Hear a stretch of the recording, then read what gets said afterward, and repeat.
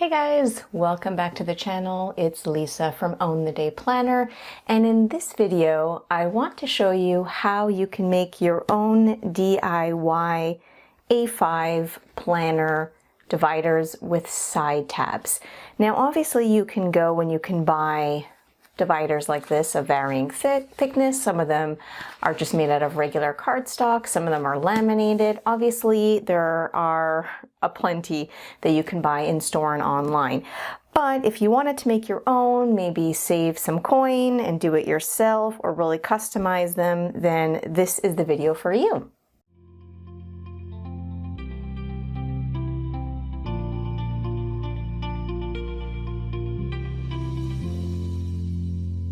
Alright, so in this video I'm going to show you a couple of different options depending on what you already have handy at home. So if you wanted to make some side tab dividers like this, you have a couple of options. If you have some basic cardstock or some scrapbooking paper, whether it's thin or thick, you can certainly use that. And of course, if it's not very thick and you want them to be durable, I'm also going to show you how you can laminate them. And that will not only make them last a really long time, but will make them a little more rigid and they won't get as ruined over time, especially if you're planning on keeping that decor for a while in your planner. So what I might suggest is if you already have an A5 divider and obviously it's the right size and you know where you want the tab, you can certainly just use something like this and trace it on the paper that you want to use. Another option would be if you already have an A5 insert, for example, let's say it was a piece of paper from inside your planner and it was an A5 and it didn't have the tab, you could still use this to trace and then later decide where you want the tab, and either you can draw it on manually or you can use a sticky tab after you're done making your divider. So plenty of options there. So what I've done is I went ahead and chose some paper, and this is just some regular scrapbooking paper. This first sheet here is quite thick. It's from a scrapbooking paper pad, I believe from Michael's from a year or so ago. And I think it's in the blush collection or something like that. Anyway, the point is this one is quite thick. So if I were to make my divider out of this, I could just leave it as is. It's actually already thicker than the ones I've just shown you that are inside my planner. Or I can of course laminate it. So if you have a laminator, you can do that as well, and that will make it even more sturdy.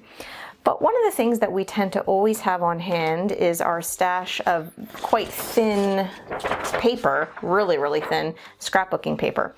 So what I'm going to do is actually use that, because I think many more of us have very flimsy paper on hand, and then I'd like to show you what you can do with a laminator if you have just a bunch of this, or it's a pattern that you really love and you would love to have in your planner, but it's just too thin to be useful for anything in your planner. So we will go ahead and make a couple of dividers using some very thin scrapbooking paper. So like I said, you have a couple of options. You can use just a regular A5 insert and trace it. For example, I have this little template that I use sometimes. Don't mind the holes on this side. It was for an earlier experiment. But you could use this and just kind of place it and trace it. And for those of you who aren't sure or you don't have any A5 additional papers handy, typically the A5 size would be 5.83 by 8.27. Those are in inches, or 8.27 by 5.83. So those are the dimensions, and those are typically the dimensions for dividers, dashboards, whether they're tabbed or not.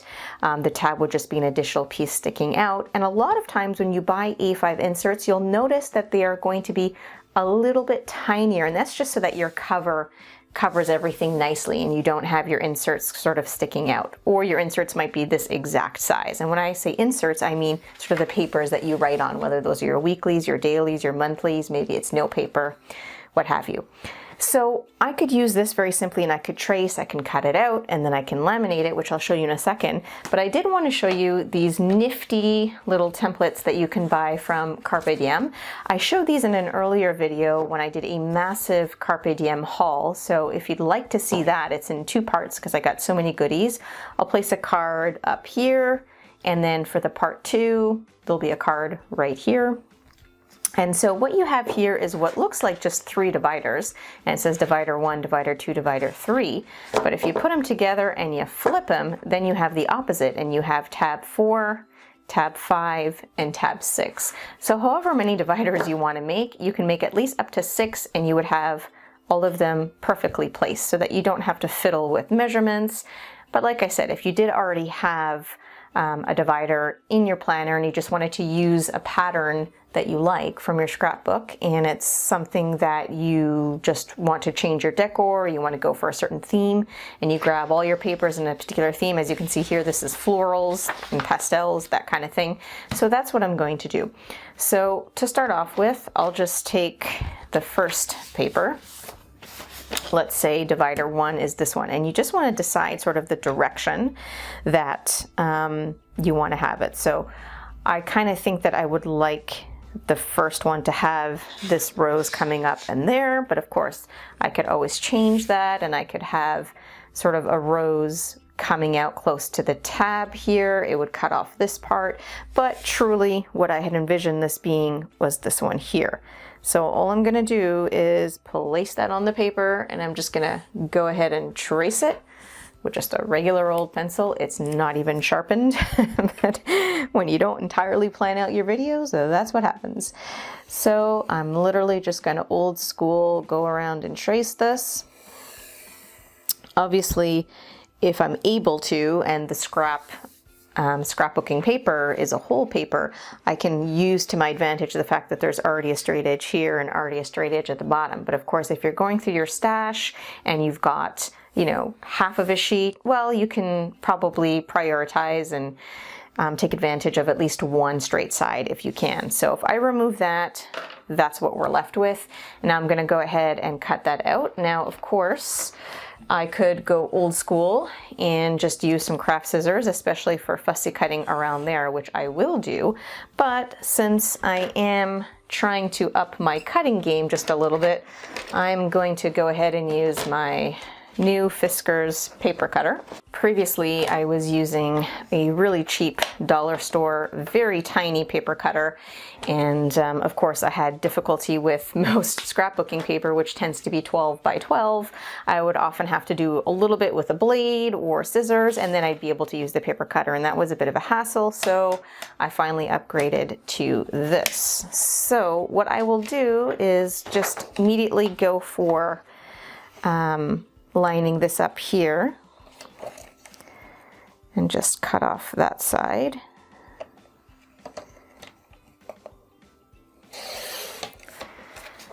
And now, of course, I'm going to be careful to not ruin the shape of that tab. So I'm just going to cut right about up to the bottom of the tab, as far as I'm brave enough to go. I'm going to pull that out, and then I'm simply going to take a small pair of scissors, and I'm going to go around that. Now, obviously, for the sake of the camera, I did the pencil on the outside, but I would advise you, so that you don't have to worry about erasing our marks later, is when you're tracing your template, try to do it on the back side, the side, you know, typically it's white, and then you can erase it later. But either way, you may be doing a little bit of erasing. If you can see, I do have a little bit of pencil mark. It's almost not noticeable. What I might just do is grab an eraser and just gently kind of remove whatever little pencil marks are there, and just clean it up a little bit. It's really not that noticeable, but if it bothers you, you can go ahead and erase a little bit. So the next step would be, of course, to cut out all of the other ones. To not make this video an hour long, I'll probably speed this up, and I'm going to go ahead and cut out another couple of dividers so that we have a nice floral theme before we get to the lamination step.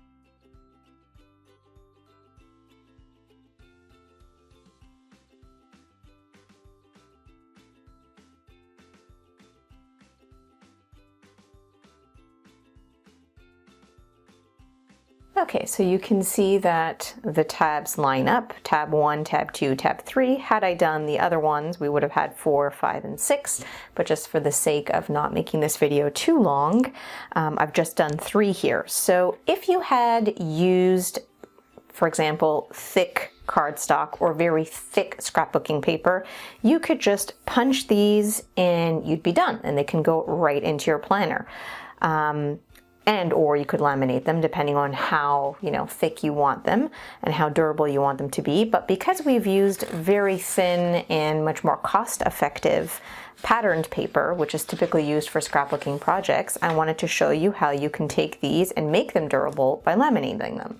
But what you would want to do is punch these first, and you'll see why, is that it'll make it a lot easier for you to know where the holes are once you've laminated it and you've punched them out once. It'll be that much easier to punch it once it's laminated. So I'm going to go ahead and use my Carpe Diem A5 hole punch. If you don't have one of these, of course, take either your divider template and just trace the holes, take an insert that you already have or a template you've made yourself, just trace the holes, and then use a single hole punch to punch all 6 holes. No big deal, but again, for the sake of ease, I'm going to line these up. I am going to just punch all these in one shot, just like that.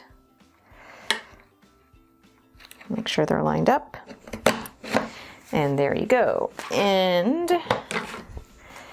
just to give you a sense of what this might be like, if you wanted to put these in and just imagine that they were thicker and already laminated, or they were thicker cardstock and you didn't wish to laminate them, there you go. You have beautiful tabbed dividers. You can just go ahead and slap on a label there for whatever that is, but in this case, these are too flimsy to be used for any length of time in the planner, so we're going to go to the next step, which is going to be laminating. I have my laminator here. This is nothing fancy. I got this years ago from Staples. As you can see, it was not an expensive laminator by any means, probably the least expensive one that they carried at the time. I mean, laminators, like anything else, can go for very economical to very pricey. So I'm going to zoom you out just a little bit so you can see what I'm doing here. This particular laminator obviously requires some laminating pouches, which are these, and you can also get these quite inexpensively on Amazon. Doesn't have to be the brand necessarily of your laminator, and so these usually just open up like that and you pop in whatever it is you're going to be laminating.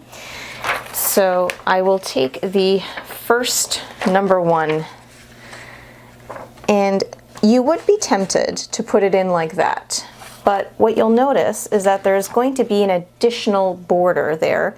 Might be hard to pick up on camera, but because this is sealed already, that's going to make your divider a little bit bigger than what you had planned. Now, if you don't mind that, and you don't mind a slightly bigger planner divider with tab, then fine. But what I tend to do, just to kind of avoid that extra bulk, or rather the larger size, is I will line it up as close to the edge as I can over here, and I don't mind if it's a little sturdier at the top. So if you can see, I've just lined it up like that with a little bit less room on the side. This particular laminator also requires a laminating pouch. That's the laminating pouch. This is the laminating pouch carrier. So you just put whatever it is that you're trying to laminate inside there. Make sure that it is nice and secure inside. Center it. And then you just stick it in and it's going to laminate. So I will probably speed this up because it does move at a fairly snail's pace. I mean, it's not terrible, but it's not quick, and you'd probably enjoy watching paint dry more than you'd enjoy watching this come out in real time.